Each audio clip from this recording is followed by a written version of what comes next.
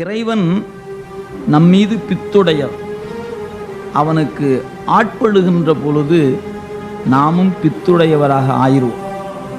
இதுதான் இயல்பு, இதுதான் உண்மை.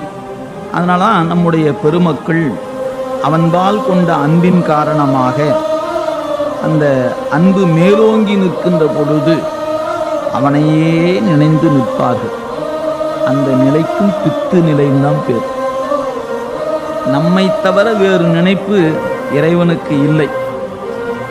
நாம் அவனை நினைக்கின்ற காலத்தில் தொடக்கத்தில் அவனையும் நினைப்போம்.